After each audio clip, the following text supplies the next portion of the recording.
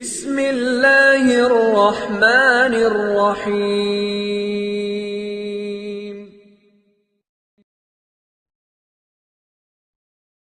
اعوذ باللہ من الشیطان الرجیم بسم اللہ الرحمن الرحیم لقد جاءکم رسول من انفسکم عزیز علیہ ما عنتم حریص علیکم بالمؤمنین رؤوف الرحیم اللہم صلی علی محمد النبی الامی وعلی آلہ وسلم تسلیما۔ عظمت خاتم الانبیاء صلی اللہ علیہ وسلم کے اگلے درس کے ساتھ حاضر خدمت ہیں۔ کبھی ایسا ہو جاتا ہے کہ کسی معقول عذر کی بنیاد پر درس نہیں آ پاتا تو اس کو تھوڑا سا مجبوراً برداشت کرنا پڑتا ہے۔ آپ حضرات بھی تھوڑا سا برداشت کیا کریں اور میرے لیے دعا بھی کیا کریں۔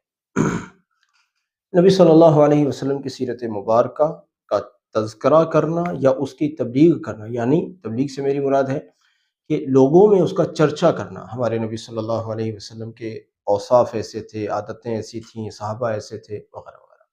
نبی صلی اللہ علیہ وسلم کے اوصاف حمیدہ، اوصاف مبارکہ کو بیان کرنا اور حضرات صحابہ کرام رضی اللہ عنہم کو نبی صلی اللہ علیہ وسلم کے اہل خانہ و اہل بیت کے چرچے کو لوگوں میں بیان کرنا، یہ بہت بڑی خیر اور بہت بڑی خیر ہے۔ اس سلسلے میں جو حضرات صحابہ کرام رضی اللہ عنہم کے مجاہدات کا ہم آج کل ذکر کر رہے ہیں وہ تو اپنی جگہ انشاءاللہ الرحمن و جاری ہے، لیکن میں ایک بات مزید عرض کرنا چاہتا ہوں کہ میں 50-100 ویڈیوز بنا دوں، آپ ہزاروں لاکھوں لوگ اس کو دیکھ لیں، یہ کافی نہیں ہے، یہ کافی نہیں ہے، بلکہ نبی صلی اللہ علیہ وسلم کی سیرت مبارکہ سے متعلق محلہ محلہ، مکتب مکتب، مسجد مسجد کچھ ایسے مسابقات ہونے چاہیے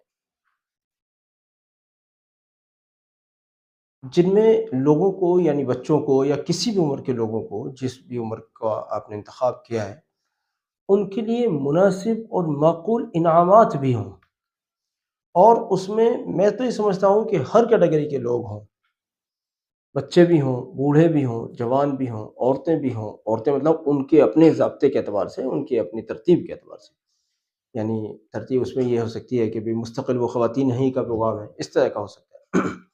اور میں اگر آگے بڑھ کر کہوں تو اس میں صرف مسلمان نہیں ہوں، اس میں غیر مسلم بھی ہوں، ان کو بھی موقع دیا جائے۔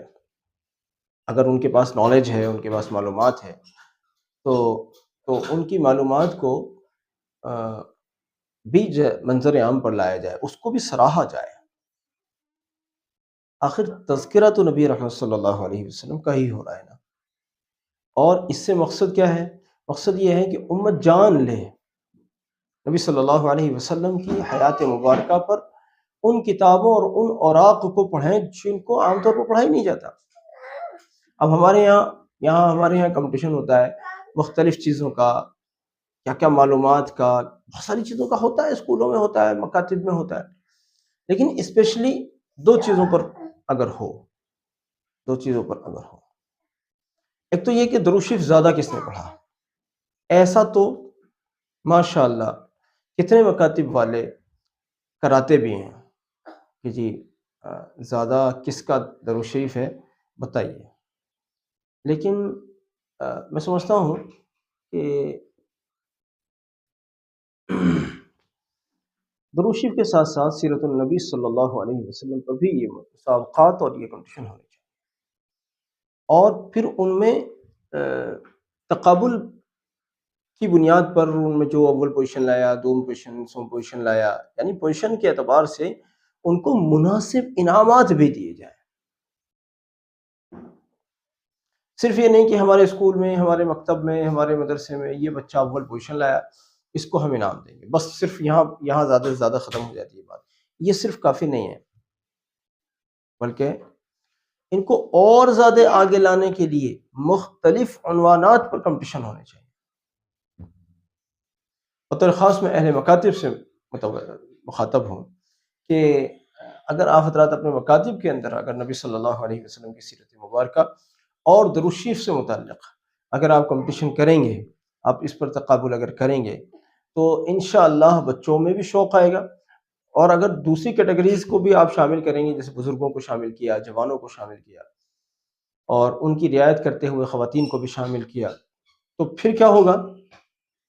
ظاہر ہے کہ جس کو جس کمپٹیشن میں شریک ہونا ہے تو وہ پڑھ کر آئے گا نا.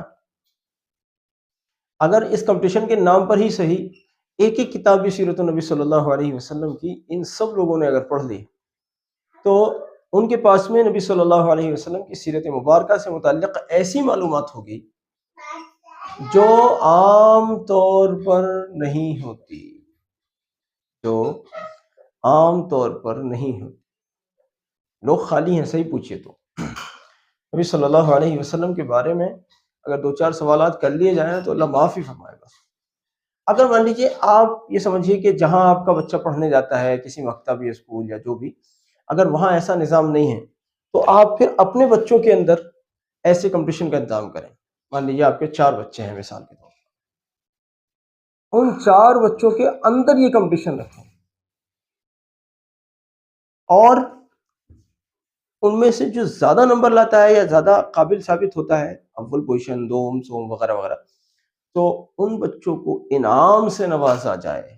البتہ اپنے بچے ہیں تو ان کو محروم تو کسی کو بھی نہ کیا جائے، کچھ نہ کچھ تو سبھی کو دیا جائے، لیکن جو سب سے اچھی پوزیشن لائے اس کو سب سے اچھا نوازا جائے. اپنے گھروں میں بھی کر سکتے ہیں آپ اس بات کو، ضروری نہیں کہ مکتب والے، مدرسے والے، اسکول والے اس کو کریں گے، نہیں، آپ اپنے بچوں میں کریں. اور اس کا مزید طریقہ یہ بھی ہو سکتا ہے کہ آپ اپنے بچوں کے ساتھ ساتھ ان کے فرینڈز کو بھی بلا سکتے ہیں، اپنے بچوں کے فرینڈز کو بلا سکتے ہیں.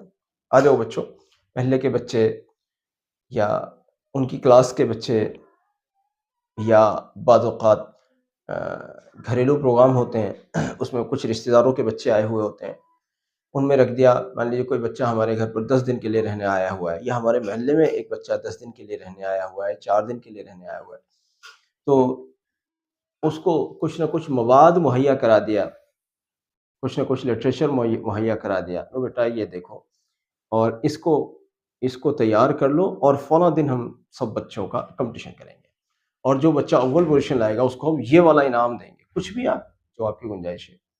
غریب لوگ بھی ایسا کر سکتے ہیں، جو بچہ اول پوزیشن لائے گا اس کی پسند کا کھانا بنے گا گھر میں، نہیں ہے آپ کے پاس بہت لمبا چوڑا انعام دینے کے لیے. یہ تو ہو سکتا ہے نا کہ جو بچہ اول پوزیشن لائے گا پھر وہ جو کہے گا اس کو وہ کھلوایا جائے گا، اس کا دل خوش ہو گیا، اس کو انعام مل گیا، آپ کی جیب پر زیادہ زور نہیں پڑا. لیکن گھر میں سیرت النبی صلی اللہ علیہ وسلم پر مطالعہ کرنے کی بنیاد آپ نے ڈال دی. یہ بڑا آسان ہے میاں، بڑا آسان ہے. اور میں سمجھتا ہوں یہ اتنا آسان ہے کہ ہر گھر کر سکتا ہے، اس کو ہر گھر میں ہو سکتا ہے. اور یہ کمپٹیشن صرف سیرت پر نہیں ہو، بلکہ نماز کی یاد دہانی پر بھی ہو، نماز کی پابندی پر بھی ہو، صبح اٹھنے پر بھی ہو. جو ہمارا بچہ اس مہینے میں صبح کی نماز کو قضا نہیں کرے گا، ہم اس کو یہ والا انعام دیں گے. اب دیکھو وہ بچوں میں ہوڑ لگے گی، میں آپ سے پہلے اٹھتا ہوں، آپ میرے سے پہلے اٹھتے ہیں، ان میں ہوڑ لگے گی. اس طرح سے بچوں کو عادت ڈالیے. آپ کہیں گے میں لالچ دلا رہا ہوں، نہیں، یہ لالچ ہی تو ان کی عبادت بنے گی آگے چل کر انشاءاللہ. آج لالچ کے لیے کر رہے ہیں، کل کو وہ عبادت کے لیے بھی کریں گے. ایسے بہت ہیں ایسے. مکاتب کے اندر ان کو ڈائریاں دی جاتی ہیں اور ان پر نشان لگائے جاتے ہیں کہ جس مسجد میں نماز پڑھو گے اس مسجد کے امام صاحب سے دستخط کرا کے لاؤ گے، اس سے وہ بچے نمازی بن جاتے ہیں. لیکن آج وہ خوف سے کر رہے ہیں، کل کو پھر یہی بچوں کو آپ نمازی بھی دیکھتے ہیں، انہی میں سے امام نکلتے ہیں مسجدوں کے، انہی میں سے حاجی، نمازی، سب انہی میں سے تو نکلتے ہیں. تو بہرحال اس چیز کا تھوڑا سا خیال رکھیں اور اس چیز کی ترتیب بنا لیں آپ حضرات، اگر اپنے گھروں میں، اپنے محلوں میں، اپنے مکاتب میں، کیونکہ سب لوگ تو مکتب والے نہیں ہیں، تو تھوڑا سا کر لیں. خیر بہرحال ہمارے اس پیغام کو سب تک پہنچائیں، اور اگر یہ بات آپ کے ذہن میں آتی ہے تو ہمیں اس پر اور زیادہ اچھے مشورے دیں.